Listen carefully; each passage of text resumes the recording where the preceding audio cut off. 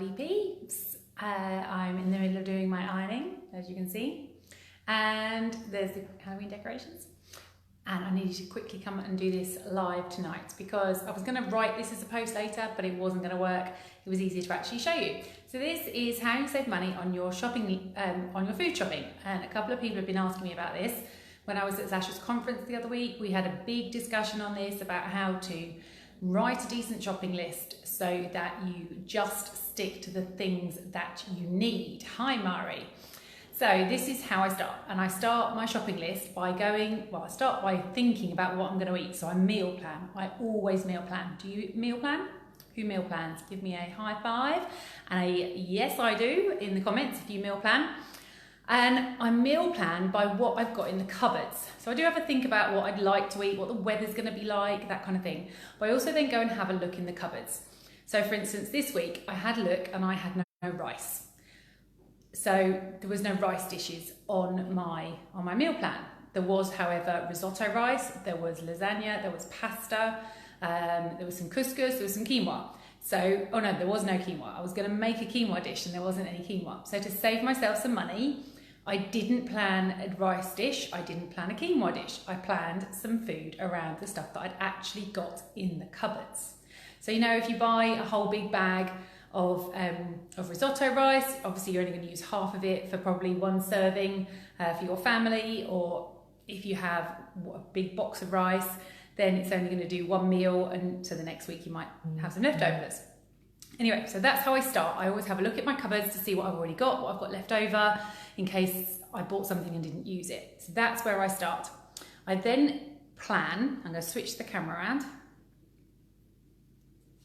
There we go. Oh, washing up done. Okay, I hope you can see this because my lighting in here is not good. There we go. Let's hold it up like this.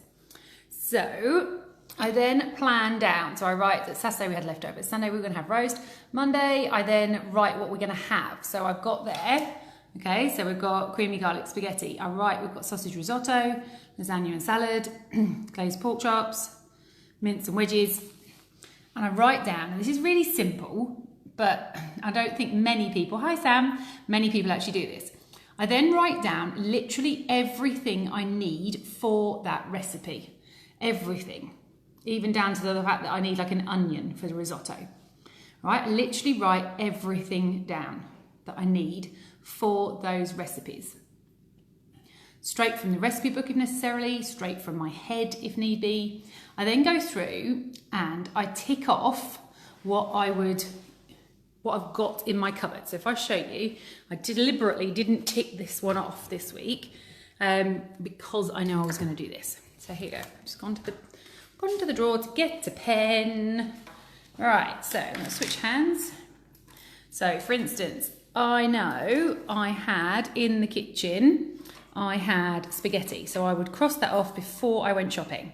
I had spaghetti, I had parmesan in the fridge, I had stock in the fridge, I had milk in the fridge, I had butter in the fridge. All right, I then had, let's make sure we're getting the, it would have been so much easier if I'd remembered to do this during the day while the light was right. Okay, I had risotto rice, so I'll cross that off. I had lasagna sheets, what else did I have? That was it for that one. I had brown sugar, I had cayenne, I had garlic, I had paprika, I had sweet corn in the freezer, I had gravy. Okay, so then you can see, look what I actually need to buy. And can you see that it's all got a bit of a, I make sure that we've got different grains. So we've got potatoes, then pasta, then rice, pasta, potatoes. Potatoes, quite a potato heavy week this week, but that's because I didn't have any rice. Right, then I go through and I literally will just buy the things that are on this list. I don't deviate. This is what I buy. And then as I'm going around, I cross them off. So I always make sure I've got my book and my pencil or a pen. I also then write down as well what else I'm going to need. So for lunches, this is what we needed for lunch. Again, I've done that and I've checked in the cupboards. This is what I needed for breakfast this week because I'd got other things that I need. We've got everything else that we needed. We knew I'd got bread and things like that. All right, so it's not exactly rocket science.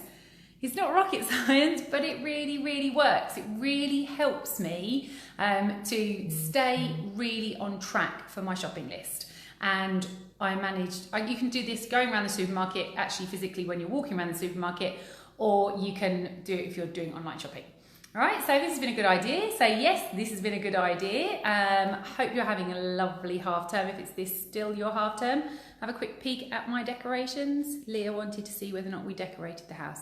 Sophie's decorated her pumpkin. We've got some decorations up.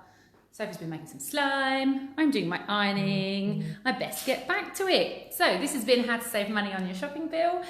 Have a go at it. I promise, I think it will work for you. Right, bye.